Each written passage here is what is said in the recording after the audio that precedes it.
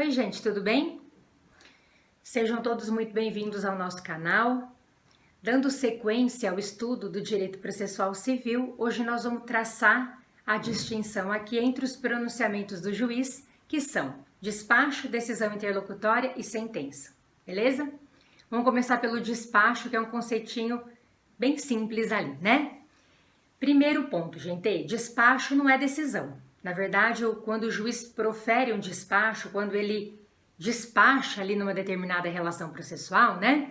Significa dizer que ele está praticando um determinado ato para impulsionar esse processo, para que ele se desenvolva apenas. O despacho não tem conteúdo de decisão. É um ato praticado pelo juiz para que o processo possa caminhar, tá bom?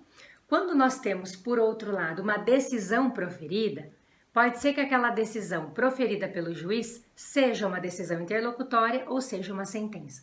Então, a sugestão aí, quando você tem uma decisão proferida, para que você analise se ela é uma decisão interlocutória ou uma sentença, a sugestão que eu dou é que a gente primeiro faça a verificação se aquilo é uma sentença, né?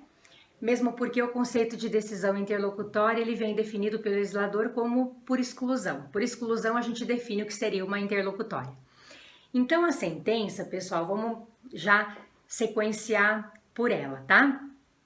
A sentença antes de 2005 ali, ela era definida como o ato do juiz que colocava fim ao processo. Então, inicialmente, esse era o conceito de sentença.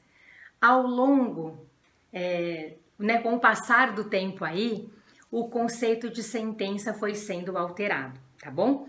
Então, a gente verifica, inclusive, que o conceito de sentença, a sua modificação na realidade, muito se deu em razão até de uma mudança que nós tivemos, que o sistema veio sofrendo aí, no tocante ao cumprimento das decisões judiciais, ao cumprimento das sentenças, né?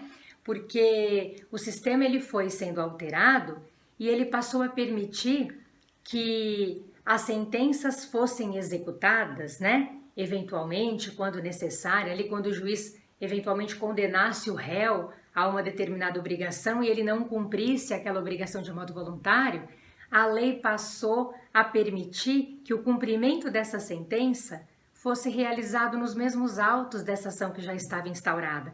Então, nós tínhamos um processo de conhecimento instaurado e se fosse necessário cumprirmos essa decisão não cumprida de modo voluntário, essa sentença, né, não cumprida de modo voluntário, a parte poderia fazer uso, como regra geral, da mesma relação processual para executar essa sentença, solicitando a abertura, por exemplo, da fase de cumprimento de sentença no mesmo processo já existente. Essa é a ideia do sincretismo processual que envolve hoje todas as nossas obrigações. Fazer, não fazer, entrega de coisa e pagamento de quantia. Então, pelo fato do sistema ter mudado nesse contexto, envolvendo os nossos procedimentos, né, de cumprimento de sentença nos mesmos autos, pelo menos como regra geral, pessoal, o legislador sentiu a necessidade de alterar o conceito de sentença, porque sentença não era mais necessariamente o ato do juiz que colocava fim ao processo. Se ele condenasse o réu a pagar uma importância em dinheiro, por exemplo, e o réu cumprisse o comando, beleza, nós não teríamos uma execução nos mesmos autos. Mas não havendo esse cumprimento, o credor poderia já executar, né, essa decisão, iniciar procedimentos executivos como regra geral na mesma relação processual. Então, o conceito de sentença estava meio desatualizado, ele foi sofrendo alteração e o novo CPC definiu melhor o conceito de sentença, já mudado ali em 2005, 2006, pela Lei 11.232 de 2005, uma leizinha que entrou em vigência em 2006 e que modificou o sistema revogado. Pessoal, a partir dali o conceito de sentença já começou a ser alterado, o novo CPC fez um fechamento melhor ali e ele considera para a gente o seguinte: ressalvadas as especificidades dos procedimentos especiais, sentença é o ato do juiz que envolve uma das matérias do 485 ou do 487 e que coloca fim à fase cognitiva do processo ou à execução. Então, na realidade, a gente observa que a sentença ela vem definida pelo seu conteúdo.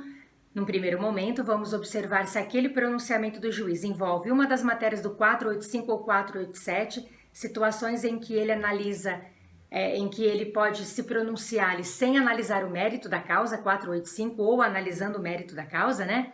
487, então a gente tem que fazer essa primeira análise para verificar se aquele provimento se enquadra numa das matérias do 485 ou do 487, e ainda a gente tem que fazer uma segunda análise para verificar se esse pronunciamento do juiz coloca fim à fase cognitiva do processo ou ao processo de execução. Se nós nos enquadrarmos nesses pontos todos colocados pelo parágrafo 1º do 203, que é o artigo que define sentença, aquele pronunciamento do juiz será uma sentença. Se não, pessoal, por exclusão, ele será considerado como uma decisão interlocutória. Então, quando a gente tem uma decisão que não se enquadra no conceito de sentença, o próprio legislador, lá no parágrafo 2º do artigo 203, define essa decisão como uma decisão interlocutória, tá? A análise desses provimentos é de extrema importância para que a gente analise, inclusive, o recurso cabível de cada decisão, né? Os despachos são irrecorríveis, porque não há conteúdo decisório, mas a gente pode recorrer, eventualmente, ali de uma interlocutória, né? A gente vai poder recorrer da sentença também. Então, definido aquele provimento do juiz, nós definimos também, consequentemente, o recurso a ser manejado daquele pronunciamento, tá bom? Então, o 203 do CPC, parágrafo 1º, definição de sentença, parágrafo 2º, definição de decisão interlocutória, e o parágrafo 3º ali nós temos a definição dos despachos. São esses os pronunciamentos do juiz, regulamentado pelo nosso sistema, pessoal. Tá bom? Não sei se eu falei muito rápido, mas espero que eu tenha falado de maneira clara. Essa foi a minha intenção. Por hoje era só. Um beijo e até semana que vem para a gente continuar conversando sobre o processo. Até!